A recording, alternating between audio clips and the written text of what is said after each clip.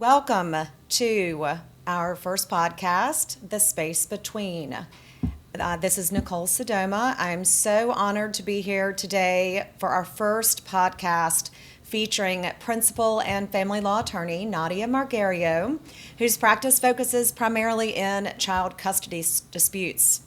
She is also a sought-after private guardian ad litem and a parenting coordinator, but most importantly to me, she is a longtime friend of mine and a mom of three and an ex-wife and a partner and lots of amazing things that she's done over the years.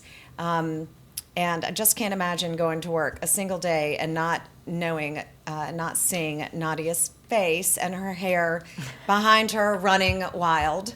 And on occasion, we get a good cuss word or two across the office. But really, Nadia, your background is really amazing. It is. I know that you hail from Binghamton, New York. Yes, upstate New York.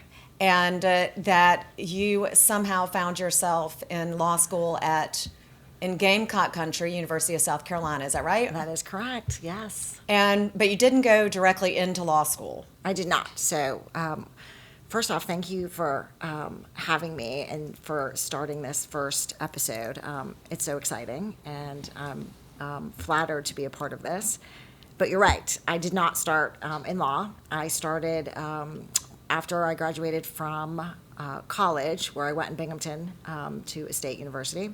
I went to the University of Maryland and obtained my master's in social work. And from there, did some work for a couple years, working for the public defender's office and working with juveniles who were caught, unfortunately, in the delinquency system, and so was working with them on treatment plans and providing alternative options for them to return back to the community. And then did some family therapy with the families as well. And then at that point realized, as I was in court testifying for these juveniles and wanting them to focus on rehabilitation, I realized that the attorneys were not as strong of advocates as I would have wanted them to be. So it was really what inspired me to go to law school and to become an advocate for children. Not everyone knows this. There are a select few that know that Nadia Margherio and I have been practicing against each other or with each other for more than 20 years now. We met because I represented a parent and she represented the children in a case a long, long time ago. And we both actually moved away after that case, went in our own directions. And then when we both moved back to Charlotte, married then and with children then. Lots has happened in 20 years. Yes, a lot has happened in 20 years. But that's when we came together and both started working in private practice. And seriously, Nadia and I have been together in the same building for 16 years now. So that is correct. So it's been an amazing experience to watch your practice thrive the way it has. And I remember a judge telling me once that anytime Nadia Margherio is in the courtroom, she always knows that she is there for the children and that she wears a halo over her head sometimes. That makes it sound like you're angelic. Yes. But that your intention, regardless of which parent you represent, is to always also do what is right for the children. How does that make you feel? I feel like that's a lot of weight. Are you talking about me? Is that me? Well, my focus has always been on what's best for the kids. And you talk about our history together. And I was at that time managing the custody advocate program, what was then called the Children's Law Center and is now the Council for Children's Rights. And that's really where I was one of those crazy people in law school that knew I wanted to do nonprofit and work with kids. And people thought I was nuts and like, what? You're going to law school to go do nonprofit work? And I was really honored to be able to jump right into that program and to get have the ability to really represent kids wholeheartedly in contested custody cases. And so I don't see it as having a halo. I see it as, just a passion and really focusing on, and now representing, fast forward 20 some years later, we're aging ourselves. It's really getting the parents, when I'm representing them as well, to focus on how all of this does impact them. And so while they are very focused on themselves and the finances and the custody and the fight, it's to always take a step back and think about what does their child need as they're also going through this journey. Well, I was really fascinated when I went through, when I went through my own divorce, the way that I gave, the way I gave advice totally changed, because it was really clear to me that if I had listened to all of those around me and done what my instinct told me as a litigator, that I would probably still be in court, 5 years later. And that the reality was, so by the time you get to the courtroom, so much damage has been done. And so the way it changed my practice, because it's so interesting to sit and think about it, the way it changed my practice was I was not only giving advice about how to manage your case, to the parents I represent, but also making sure that the parents are paying attention to what the coping skills are of the children. That's correct. Because even the most amazing lawyers, the most amazing parenting coordinators, the most amazing therapists, the most amazing guardian ad litem, whatever role you serve, the most amazing judge, can't fix what's already been done. That's it's correct. like you can't unhear something. You can't fix what's already been done. So making sure that parents have the tools from the very beginning, which ironically I wanted to call this podcast The Space Between, because the space between the time you decide that you're no longer going to be together as a couple, as an intact family, and the time those decisions are made by you or for you or with somebody else, it is such a fog. And you're constantly thinking to yourself, am I making the right decision? Is this the way that I need to handle this as a parent? What is the consequence going to be, the intended and the unintended? And there's all this space between. And you second guess everything. Right. And I think you make a great point, because by the time you are, whether it's you personally or our clients or the children that we represent, get into that courtroom, so much has already happened. And you think about, most of our cases settle, whether they settle through mediation or they settle through, some other means just between the parties or with the assistance of a guardian ad litem. But you're right, at the gate, at the outset, that space in between, that very beginning, it is what you really need to focus on for yourself, because you're only going to be as good of a parent as, as how you're feeling and if you're taking care of yourself and what your children need. Because by the time you get into that courtroom and you've got, the armor up and the battle has begun, there's so much damage that's already happened, because that has been conflict that's been brewing. And, it takes time to get into the courtroom, and between all the, the lawyer discovery process and what has that child been exposed to? What have they been shielded from?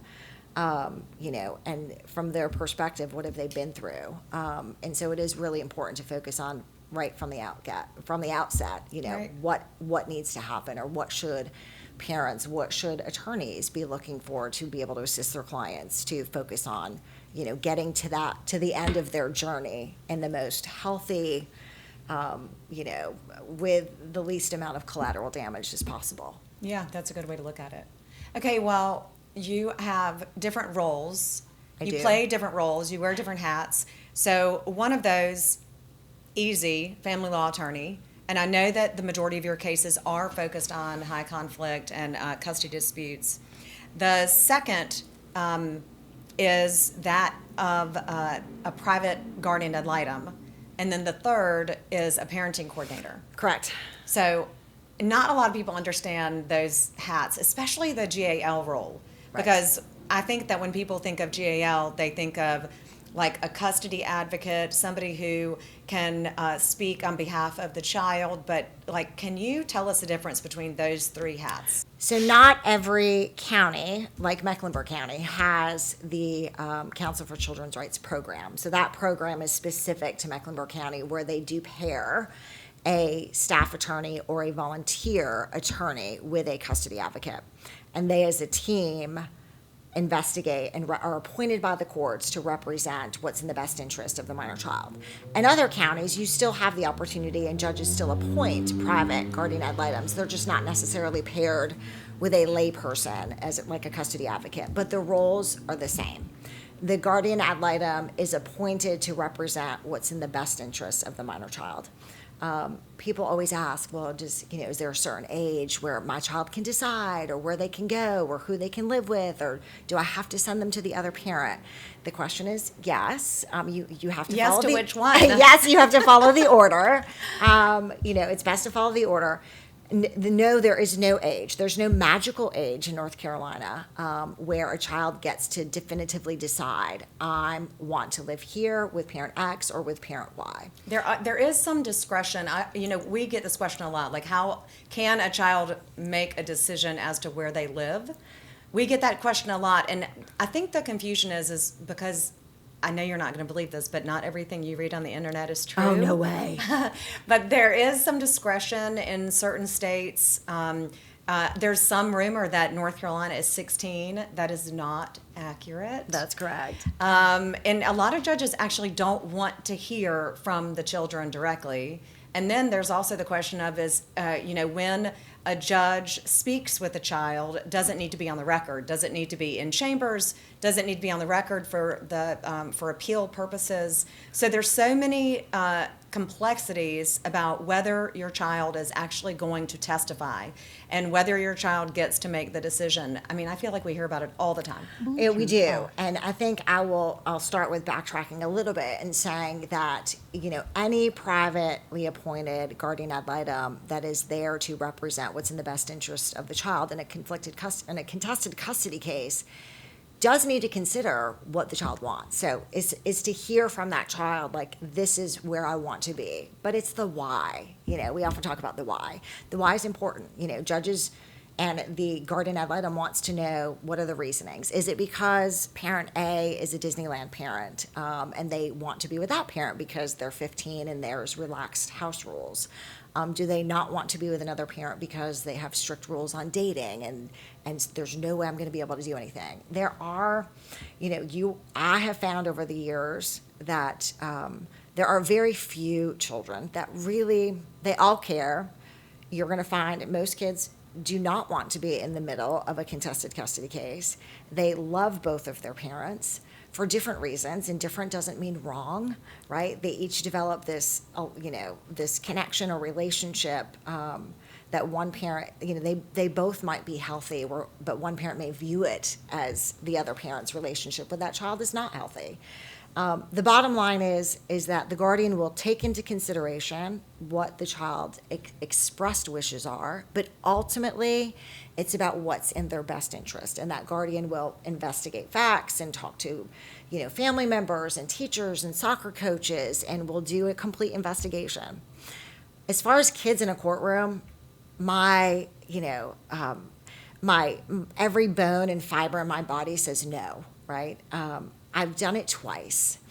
And the two times it just felt wrong, but it was really something that, and it was she was 16 and very much wanted to have her voice heard. And so then it comes to the question of, how do we do that? There are different ways, and judges are going to decide to do things differently. Obviously, if it's not on the record, meaning in the courtroom, then there's not a record for appeal purposes. And if judges are required to make findings, which they are, not all of them do, but they're required to make findings to support our orders. So oftentimes when you say findings, for someone that doesn't know what findings are, just so you know, like, findings are, this is what the judge believes to be true. Right. That's a finding. A finding It's a finding of fact, and without a finding of fact, the judge can't make a conclusion of law, and without a conclusion of law, the judge can't render its order. And those are all sound really fancy, right? And yes. and procedurally, they're all really important. And so sometimes, we cringe a little bit when we don't have all the ingredients. because it opens up other problems. But just for the listener who might not know those things. Right. It's like the beginning of the story, the middle, and the end. And it's like Right. the facts tied together sort of create the basis for the law, and then the order is sort of the end result of your book and what happens Right. at the end. But they all support each other. So, I have had children the two times. I've made the request that parents clear the courtroom, that it is just the attorneys in the courtroom and the judge. I've also made the request that the child not be on the witness stand, that they sit more casually in the courtroom at a table where there's microphones. Some judges have with consent of both parties, have opted to speak with the children, one or maybe the entire subset, even if it's in opposition to what a parent wants, and they do that in chambers. Attorneys are typically present. I've had judges give us the opportunity to write a couple questions down to give to the judge, and the judge then asks the questions, and we sit and listen. Oh, remember a million years ago when we had the case together and the judge took the children out for ice cream? Oh, yes. I mean, judges do different things. They all have their way I of forgot about trying that. to also humanize themselves, and, Right. that they're also human. They put their pants on the same way, one leg at a time for the most part. And so I think it's their way of trying to, make it a more comfortable setting. But ultimately, I think, it is best for kids to be outside of the courtroom, and for the parents to get the skills, and for the lawyers to understand ways that they can really help their clients keep the children out of the middle of the conflict. Well, I want to get to some tips that you would advise parents, but before I do, I want to make sure that it's clear. We talked about, yes, family law attorney, check. Yes, private guardian ad litem, custody advocate, check. Tell us briefly about a parenting coordinator. So parenting coordinators are, that's a relatively new thing. Not so new to Mecklenburg County. Not everyone likes them. We are, Nicole, you're a parenting coordinator. You know this. Yes. We are certified and approved by the chief district court judge in the county where you are, after you meet certain qualifications, to assist parents post entry of an order. So at the entry of either a temporary custody order or the entry of a permanent custody order, we are there to help interpret the order. We are there to help navigate them through typically the first year of the parenting schedule, to help them understand how the schedule works, how the terms of the order work. Oftentimes, as you talked about, judges, if this is a contested case and is a result of a 5-day custody trial, you have provisions in an order that were drafted by the attorneys, they get contested, the order gets entered, and parents sometimes don't understand the terms, right? So it's really making sure they understand what the terms mean. You're also given the authority to make certain decisions, and that authority has to be expressly, clearly written out in the order appointing you. So oftentimes, if parents, by way of example, have joint legal custody, meaning both parents have to discuss and agree on a major, let's say, medical issue. A child needs to get tubes, and there's a doctor that recommends it. Another parent says, I don't think they need it. They go to a second opinion. The second doctor says, yeah, I don't think they need tubes right now. Oftentimes, parenting coordinators are given the authority to actually make that final decision. And those are heavy decisions. I mean, we are stepping in the shoes of the parent and making a major decision for that child, which is a decision that no PC should ever take lightly. And so it's a critical role. I think if done right, it's often, I view it oftentimes as emergency room. It's like you're an ER doctor, because there's rapid fire, right? Something happens and they're not anticipating what could come next. And so you've got to step in, and your job is to diffuse the conflict. So how can you help them communicate, get through the issue? The longer it festers, we've all dealt with this. Like, you don't deal with an emotion, you don't deal with a personal conflict. It kind of festers and boils over into something much bigger than it was to begin with. So I always see the job of a PC, parenting coordinator, as trying to get in immediately, diffuse, resolve, so they can move on. And if they don't like the decision you make, you still, like, as the parent, you can still go to the judge. Like, there's a process for Yes, that. there's absolutely. But I'll tell you, not only am I a PC, but when I got divorced, I had to hire a PC. See, so you've been on both sides of the equation. I have been, and the experience is very different.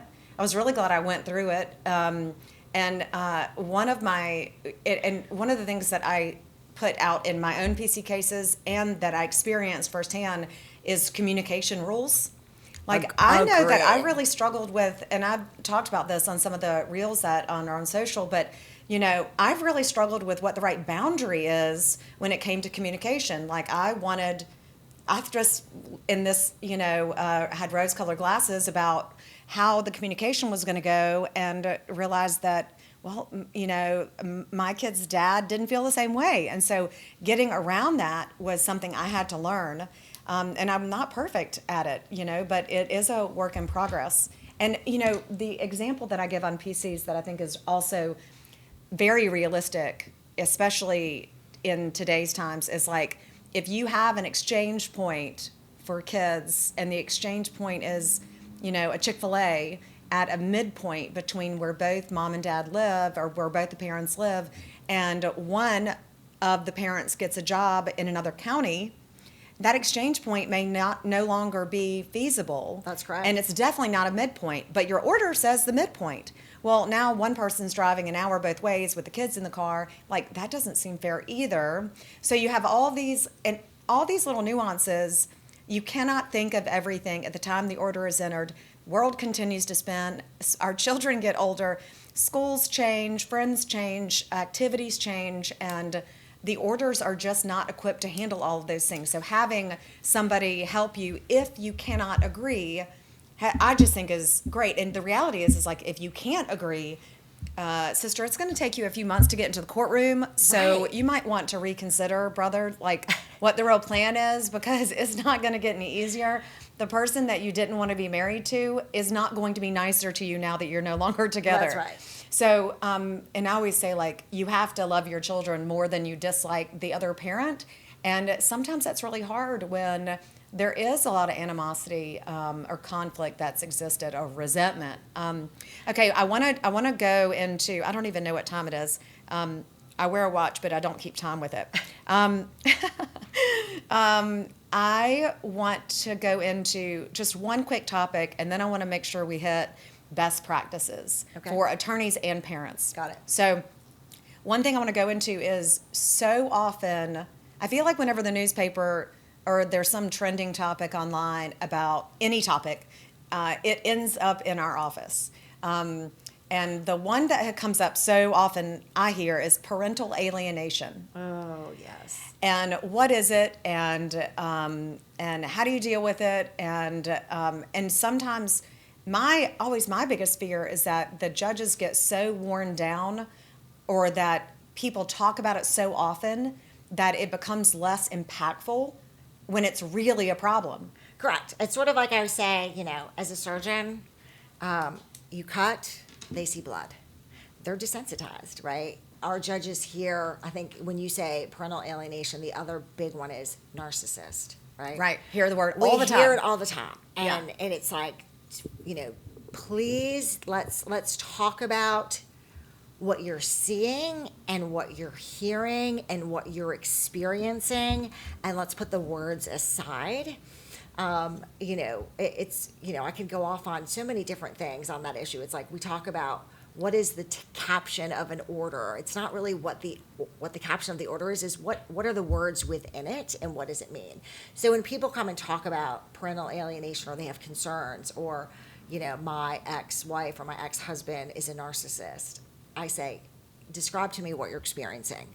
Describe to me how what are your children observing? What reactions are you getting from them?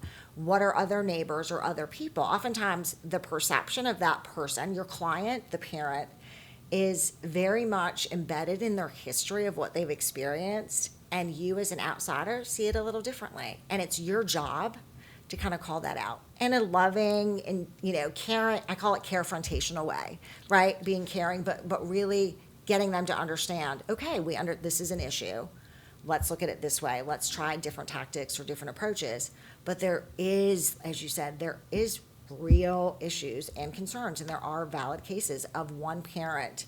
It's alienation. Is it estrangement? Is it like there are so many words now, like buzzwords that people use. It's such a fine line to advocate for a parent if you doing your own fact finding before you have egg on your face in the courtroom, but before your client gets called out. It is such a fine line as an advocate, as an attorney, to teach your client, period, to teach your client. I think that's sort of one of the main, so if you talk about what are sort of best practices, I think of vetting what your client is saying, right? And it's their perception is their reality, but what will that reality look like on paper and in a courtroom based on what the experiences are. So when they describe that this is how they're treating me, like they're berating and abusive, and so I say, okay, let's look at your text messages. Give me some example. I'll age myself. I always call it my David Letterman top 10 list. I love David Letterman. I know, me too. And so I say, give me your top 10, right? Let's look at what your top 10 are, because if your top 10 are pretty good examples of this behavior and you see it versus the parent describing it, then you're like, okay, we may have a problem here, you know? And I think that makes the story in the courtroom, your facts, far more credible when you are, because we're narrators of their lives, which is really critical, and to make them, and while you're having this conversation, I think it's so important to make them feel validated, right? That it's a concern, whether it may not be as big of a concern because, right, like the surgeon who always sees blood, our judges always hear these words, right? They hear adultery. They hear about someone stepping out. They hear about a parent, making derogatory comments or trying to prevent them from going and seeing the other parent, the alienation buzzwords. And so it's really important to also make sure our clients are aware of how this may play out in a courtroom. This is their life, but it may turn out differently and it depends on what judge we get, as we all know. Well, we have 37 attorneys in our practice, and I got a call this week from one of our youngest attorneys, and she said that she actually wanted advice on how to manage a client's expectations who believed that they were going to get primary custody of a child that they had not seen in a really long time, had not really participated in the parenting of this child, and that because they were related biologically to this child, that they would be able to get primary custody over the other parent.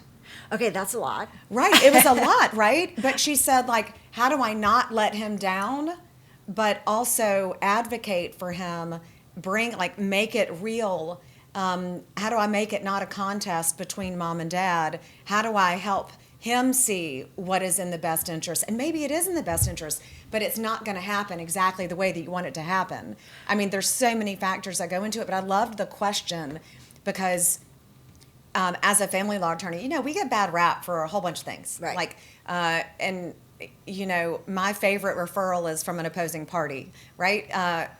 Because that usually means that. I had one of those last week. It's okay, that's good. Yeah, thanks. But that is, I just think that's so important.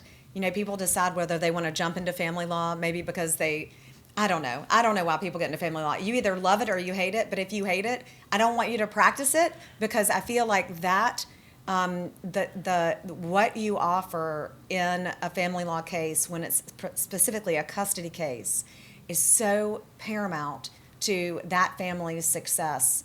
And that is so, I don't know, it's well, I think there's balance. So much to it. I mean, but think about too how much family law has changed since we've been practicing, right? Right. I mean, it has changed dramatically. On so many levels. I mean, we are now... Our statutes can't keep up with the change. Right, and we're now in a position of where judges are even vocally saying it, despite the fact that it's not on the books, that the presumption is going to be 50-50 unless you tell me otherwise, right? And that is the national trend, right? That we're going to start here, despite the fact that our statutes still say polar star is best interest. That's what we're, all judges are supposed to look at, and how we're supposed to gauge what's best, from a custody order.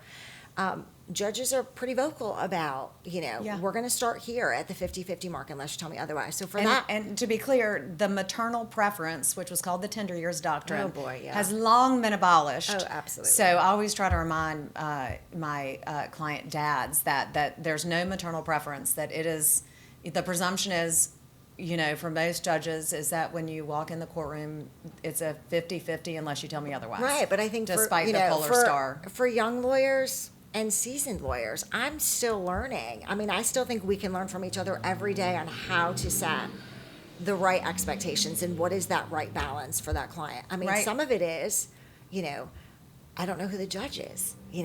Some of our judges are a little bit more predictable than others, and judges that we've been before and appeared before a long time, and others that are brand new that have never practiced before. And never practiced family law before. That's right. Which I think is really important. Right. Yeah. And so, part of setting expectations is, are we going to try to manage this outside in an arbitration? Are we going to try to manage it through mediation or resolve it that way, which everyone's required to try anyhow? But I think it is a very delicate balance to try to set realistic expectations while at the same time, and being very firm. And I am your advocate. I'm here to advocate for you, right? And that is my job, and I will do that. But to also have a very candid conversation about the reality of what do we need to do to get there, and how much damage.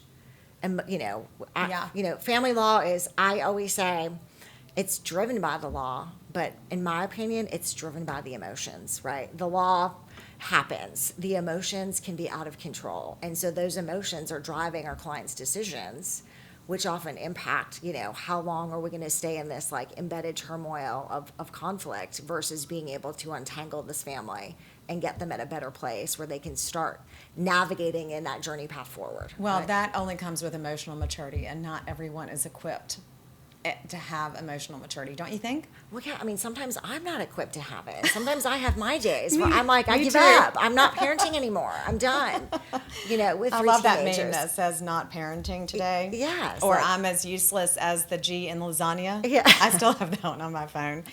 Okay, I want to talk about best practices for attorneys, and I want to talk about best practices for parents. So can you think of, and I was thinking of this with you, earlier, what advice would you give an attorney who is new to family law maybe, and has a really high conflict custody case? To collaborate, have a mentor, whether it's colleagues, if you're practicing alone, find a mentor. I mean, when I started out of law school, I came straight into working for the custody at the Children's Law Center, and I had a mentor who, was another lawyer who I could look up to, call, have as a sounding board. I think as lawyers, we can't react, right? We have to think about and process. Just like, our kids, we teach our kids, just because you get a text message, you don't have to respond right away, I'd like to teach some adults that too. Yeah, I mean, we have to. So I think best practices would be if you're new, even if you're not new, I still use our colleagues. I use other attorneys as sounding boards. I use other PCs. In fact, we're required to do that and have meetings and collaborate with other PCs to go, hey, what would you do here? Do you think this was the right, this is what I did? I think it's the only way that we can get better is to have someone, help us, guide us. But I think it's really important to collectively look at things as a whole and to not react. And if you think you've made a mistake, correct it, right? Be honest. It's family law, right? We don't have a magic wand. We don't know what's going to happen. People will say to me, how is this going to go? Or how much is this going to cost me? And I say, I don't know. I don't know who's going to be on the other side, right? The opposing counsel can play a very big piece of how that journey is going to go for this family, for this client, for this mother, for this father. It then will impact how these kids are going to be impacted by it. Right. I had a case once where the daughter alleged that dad had essentially beat her. And what ended up happening was Appointed guardian ad litem. a parenting coordinator was appointed. Or that. And the parenting coordinator believed the daughter and instructed mom, I guess, to not allow dad to have any more parenting time. Just totally cut off. And which obviously bold. Totally damaged the relationship and made it worse. And what ended up coming out was that the daughter had made the whole thing up. And had aligned with mom. And, dad, stuck to his guns and said, no, I'm going to fight for more time. And so I'm always curious, like, as the attorney in that case, there, like I was saying, like, there's this fine line between advocating, but also doing fact-finding. Vetting. Vetting. And so, when you say collaborate, and correcting mistakes, because what I really wanted to see in that case is I really wanted to see an apology. Like, I wanted there to be some validation somewhere. It just felt ultimately so wrong that we had been through this process, and it, for whatever reason, like, And without so, pointing fingers, and it was maybe just it's- like we all got here. Right. And, how we responded to that is so important from all angles, right? And so I think, when you talk about that, and you talk about vetting, and you talk about like fact finding, right? So the GAL, the PC, the attorney, they all, in making a decision, should have the basis for it. How did you get here, right? So the GAL is going to do it in the report, or going to do the fact. The PC should say, here's who I spoke to. Here's well, when you say who should I speak to, are you speaking to, when you collaborate, are you advising them to collaborate with outside therapists, the guidance counselor at schools, school teachers, like coaches? Who are you, other than collaborating with each other?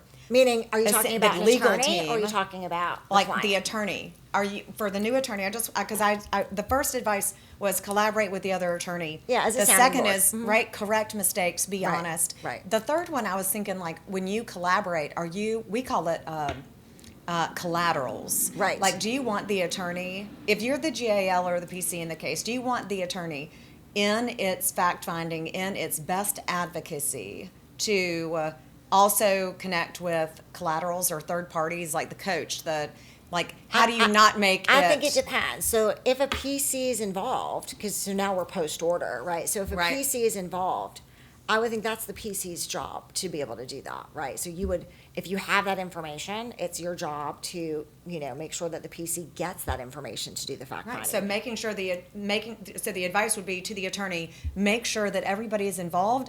Everybody that is involved should be doing their job. Right. At And whatever the PC stage you're or at. the GAL Right. should be checking with collaterals. We should not be, opining on just what's in front of us, because Right. it's never going to be just what's and in if front of you. And if it's a new attorney or even a seasoned attorney, and you don't have the PC's not there yet because you don't have an Right. order, you're in the litigation, you don't have a GAL, I think it's your job as the attorney to vet and to do some fact finding to understand what it is that your client's telling you. So Well, you can't put your best evidence forward if you don't know. right. You know. So there are Yeah. there are a lot of people, a lot of attorneys that practice that will, their client will come in, tell them a story, they write it on a piece of paper, and they file it. If my client's coming in, Whew. I think that, and you're That's- telling me that this is what the other person's doing to me, my soon-to-be ex-spouse berates me, he's violent, he's this. Do you have pictures? Show me Right. the pictures. Do you have text messages? I want all of the text messages, not just the one that you're going to show me. I want to see the communication collectively as a whole, Right. so that it's not taking out of context. Because my job is to be their advocate, is to think about what is the other side going to do, right? I have to be prepared, and so I don't want. And it's my job to say, listen, I need to make sure I'm understanding this collectively as a whole, not just this little issue in a vacuum. And boy, I do not like surprises. I know. Yeah. Nobody does, especially our clients. Yes. Right. Okay. So segue into what are a few tips that you would give parents in I those think contentious custody disputes? I think at the outset, it is not reacting, right? Like, I think everyone has to realize that this is, what is it? It's divorce, selling a house, and death are like the three most stressful occasions that someone, or circumstances that someone can go through. So imagine that when you are going through a separation, oftentimes you're also selling a house. So you're dealing with two of the three most impactful things. So it's getting them to understand and validating their fears, oftentimes guilt, and making sure that they have a sounding board that is not just their family, right? Family's going to support you.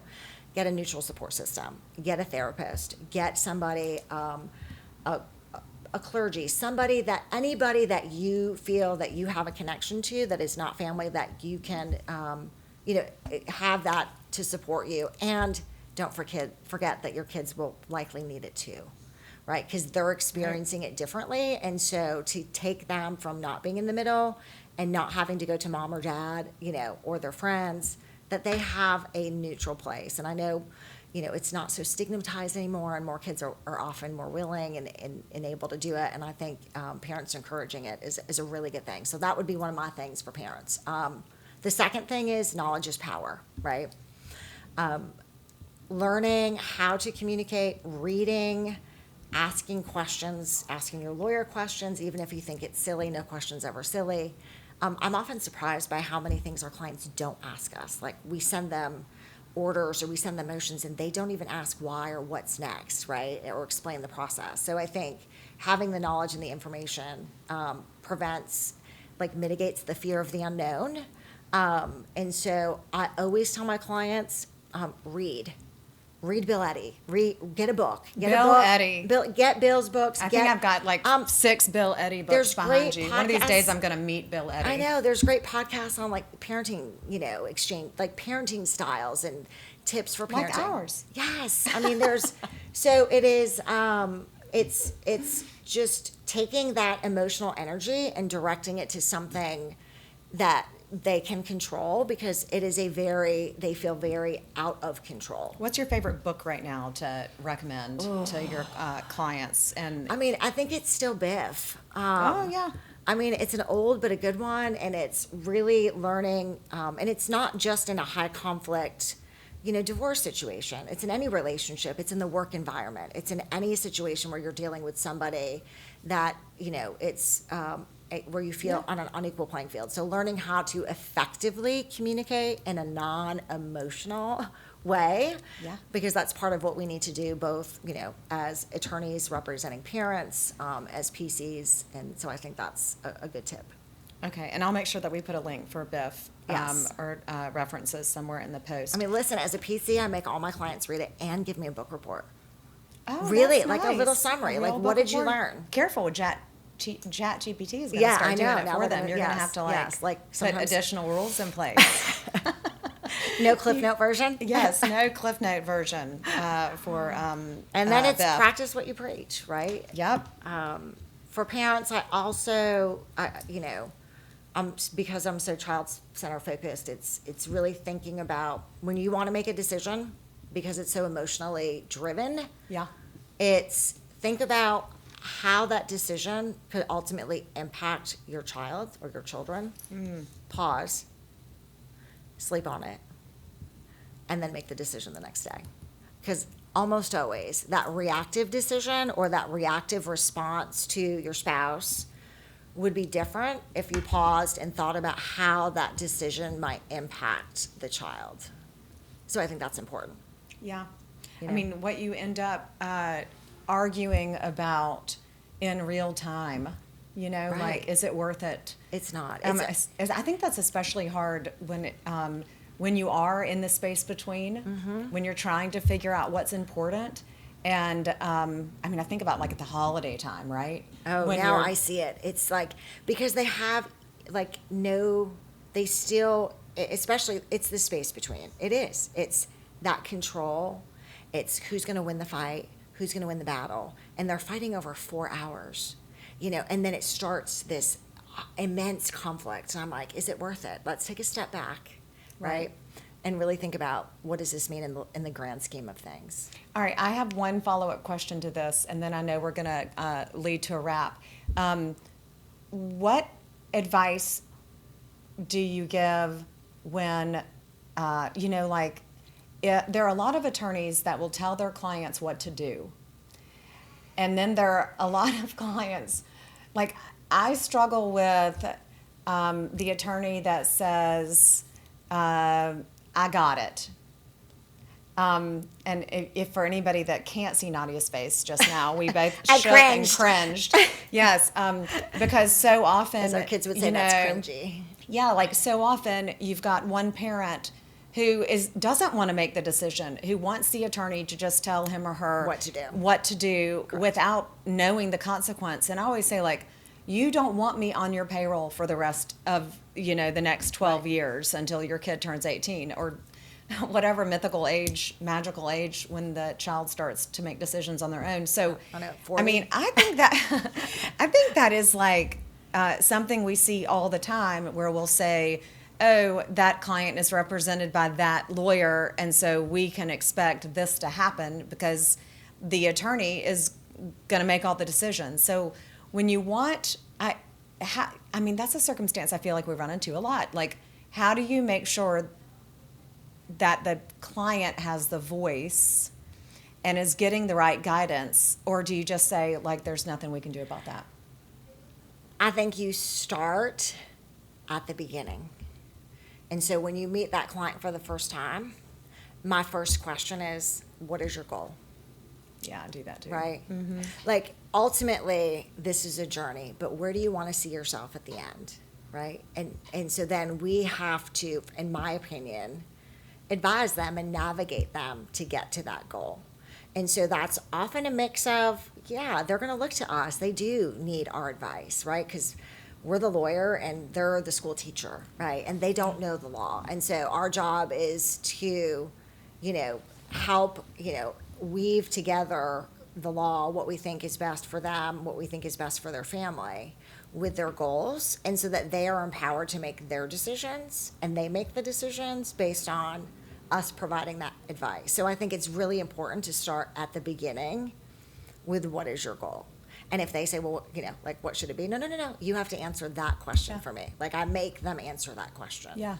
And then why, right? Because that's the big thing. Like, why? Why is that important to you? Because the why their goal might change by the end of that consult. If the why is more of a conflict-driven reason and it's a control reason versus a very legitimate, issues or concerns regarding a parent's ability to care for, a child for one reason or another. So I think, what's your why? What's your why? And what's your goal?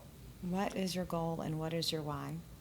Okay, I just always love spending time with you. Even though we work in the same building, we hardly ever get to see each other. It's like fly by. Yes. We'll like see each other in the hallway. And the only way that I know that Nadia is in the building is because I can hear my heels, the pace of her walk, and the heels on her feet. So thank you for doing this with me and being my soul sister. I really appreciate it. Any journey, I love being on this journey with you. So, in sisterhood. Yes, the journey will continue. Thank you so much for listening. We are looking forward to seeing you next time.